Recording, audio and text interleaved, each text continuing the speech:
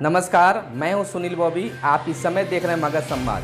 आइए जानते हैं आज की ताजा व बड़ी खबर।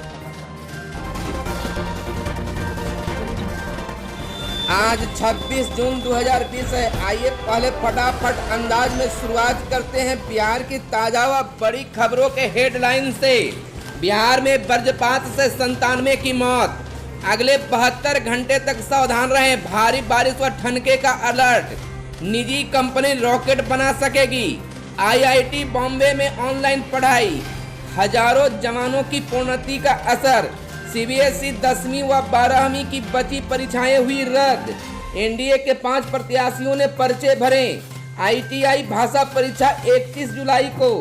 कोरोना से बिहार में 56 मौत, 215 नए संक्रमित। डीजल के दाम बढ़ने से किसानों को 500 करोड़ की चपत। बस संचालक कर रहे किराया बढ़ाने की तैयारी। तेजस्वी यादव ने कहा सरकार लोगों की जेब पर डाल रही है डाका। किराया बढ़ने से उपभोक्ता वस्तुओं की कीमत भी बढ़ेगी। अब शिक्षकों को भी मिलेगा प्रोन्नति का मौका।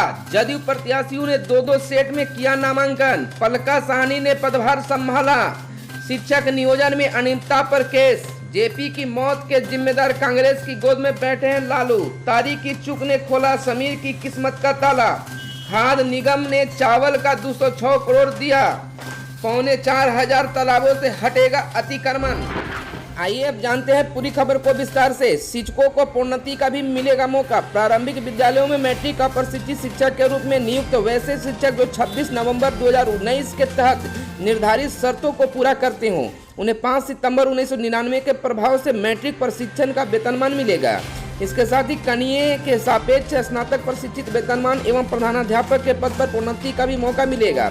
जहानाबाद के शिक्षकों की अपील पर पटना उच्च न्यायालय के आदेश के अनुपालन में शिक्षा विभाग के अपर मुख्य सचिव आर.के. महाजन ने जहानाबाद के जिला शिक्षा पदाधिकारी को ऐसे शिक्षकों को प्रधानाध्यापक के पद पर प्रोन्नति के लिए प्रस्ताव तैयार कर आगे की कार्रवाई करने को आदेश दिया है। अगले 72 घंटे तक सावधान रहें, भारी बारिश व ठनके का अलर्ट।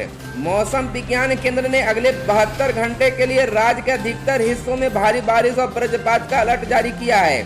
नेपाल की तराई से सटे क्षेत्र उत्तर एवं मध्य बिहार में इसका सबसे ज्यादा असर दिखने के आसार हैं। बीते 24 घंटे में राज्य के जिन हिस्सों में अधिकतर बारिश हुई उनमें से किशनगंज में सबसे ज्यादा 100 मिमी, चरघरिया और अररिया में 90 मिमी, बगहा और मुसहरी में 80 मिमी, बहादुरगंज, मोतिहारी और रामनगर में 70 मिमी बारिश दर्ज की गई।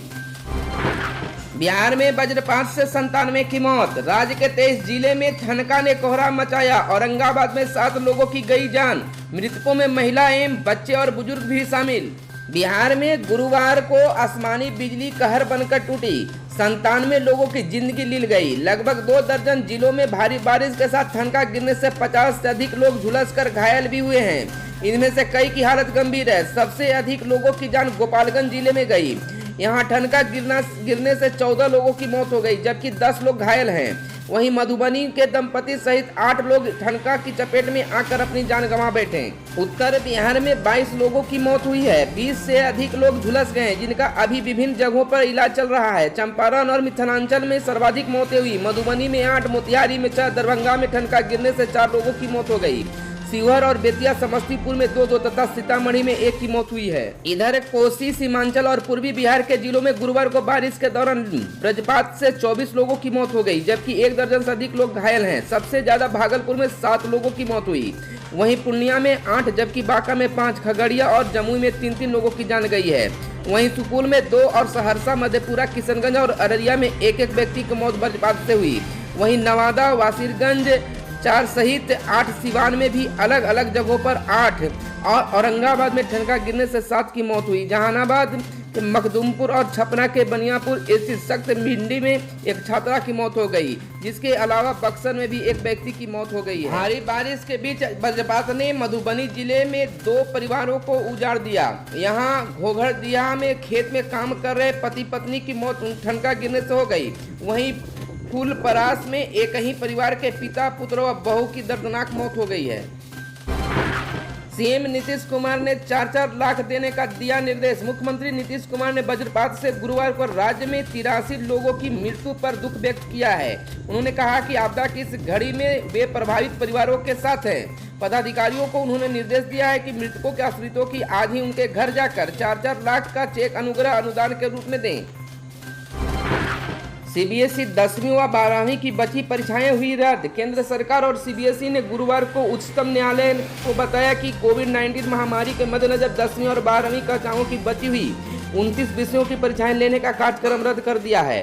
अब इसका आयोजन बाद में किया जाएगा। अदालत शुक्रवार को इस पर अपना फैसला सुनाएगी। बताते चले कि न्यायमूर्ति एएम खानविलकर की अध्यक्षता वाली पीठ कोविड-19 महामारी के बढ़ते मामले के मद्देनजर 12वीं कक्षा के लिए 1 से 15 जुलाई के दौरान आयोजित होने वाली परीक्षाएं रद्द करने के लिए दायर याचिकाओं पर सुनवाई कर रही थी। पीठ को सॉलिसिटर जनरल तुषार मेहता ने सूचित किया है कि महामारी के बढ़ते प्रकोप को देखते हुए बोर्ड ने परीक्षाएं रद्द करने का निर्णय लिया है। 12वीं के छात्रों को पिछली परीक्षाओं में प्रदर्शन के आधार पर आकलन करने की एक योजना तैयार की गई है, जिसके आधार पर उनका परिणाम घोषित किया जाएगा। शीघ्र अदालत को बोर्ड की ओर से यह भी सूचित किया गया कि इन छात्रों के पास बाद में आयोजित होने वाली परीक्षा में शामिल होने या पिछले प्रदर्शन के आधार पर आकलन की प्रक्रिया अपनाने का विकल्प उपलब्ध रहेगा। कोरोना से बिहार में 56वीं मौत, 115 नए संक्रमित, 1844 एक्टिव मरीज। बिहार के 33 जिलों में गुरुवार को 215 नए कोरोना संक्रमितों की पहचान की गई है, जबकि एक संक्रमित की मौत हो गई। इसके साथ ही राज्य कोरोना संक्रमित मरीजों की संख्या बढ़कर 8,488, जबकि मृतकों की संख्या 56 हो गई है। स्वास्थ्य विभाग के सचिव लोकेश कुमार सिंह ने प्रेस कॉन्फ्रेंस में बताया कि मृतक संक्रमित मरीज की उम्र 50 साल थी और उसकी मृत्यु बुधवार को हो गई थी।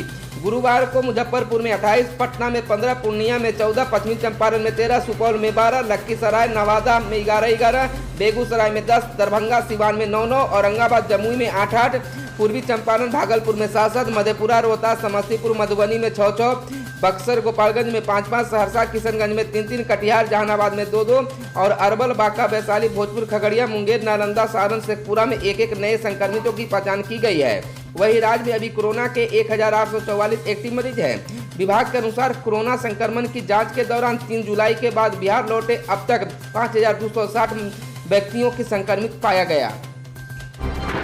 ITI भाषा परीक्षा 31 जुलाई को। बिहार बोर्ड ने औद्योगिक प्रशिक्षण उच्च माध्यमिक स्तरीय भाषा हिंदी एवं अंग्रेजी परीक्षा 2020 की तिथि जारी कर दी है। परीक्षा 31 जुलाई को होगी। बोर्ड ने सभी जिला शिक्षा पदाधिकारी और DM को इसकी जानकारी दे दी है। परीक्षा सभी प्रमंडल मुख्यालय में होगी। बोर्ड की माने तो 2 विषयों की परीक्षा 100 अंक की ली जाएगी। प्रथम पाली में हिंदी और दूसरी पाली में अंग्रेजी विषय की परीक्षा होगी। परीक्षा तिथि के 10 दिन पहले प्रवेश पत्र जारी होंगे। डीजल के दाम बढ़ने से किसानों को 500 करोड़ की चपत।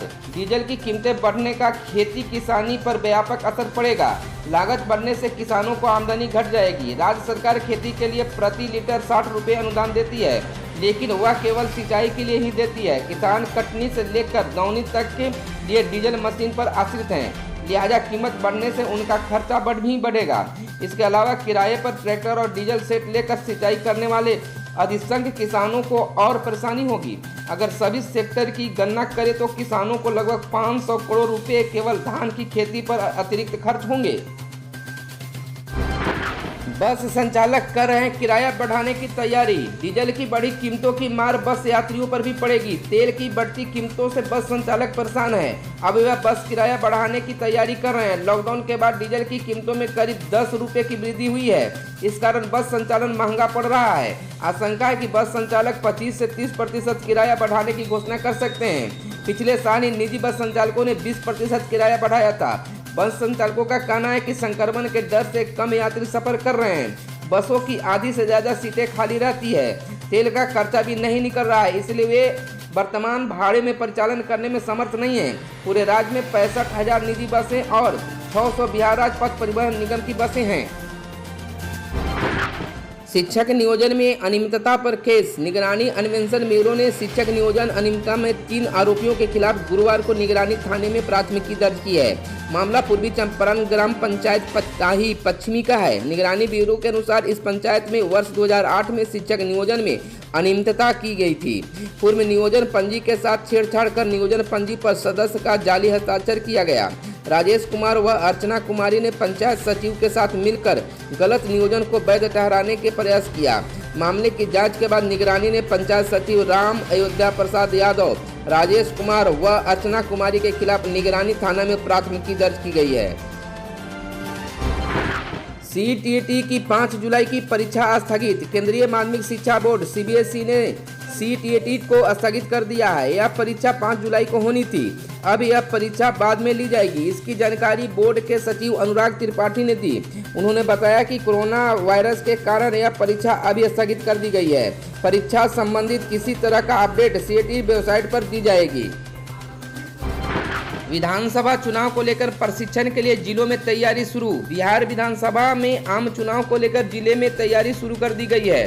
मुख्य निर्वाचन पदाधिकारी बिहार में सभी जिलों को मतदान कर्मियों के प्रशिक्षण को लेकर कार्य योजना बनाने को निर्देश दिया है। वहीं दूसरी ओर राज्य स्तरीय कर्मियों के प्रशिक्षण देने को लेकर भी निर्णय लिया गया है। उप मुख्य निर्वाचन पदाधिकारी बिहार बैजू कुमार सिंह ने बताया कि सबसे पहले राज्य स्तरीय कर्मियों को आम चुनाव से संबंधित प्रशिक्षण दिया जाएगा। खबरों में आज बस इतना ही। अगर ये वीडियो आपको पसंद आए तो लाइक शेयर कमेंट जरूर करेंगे। अगर अब तक हमारे चैनल को आपने सब्सक्राइब नहीं किया है तो चैनल को कर ले सब्सक्राइब, ताकि बिहार के साथ देश दुनिया की खबरों से आप रहें अपडेट। धन्यवाद। जय हिंद, जय भारत, वंदे मातरम।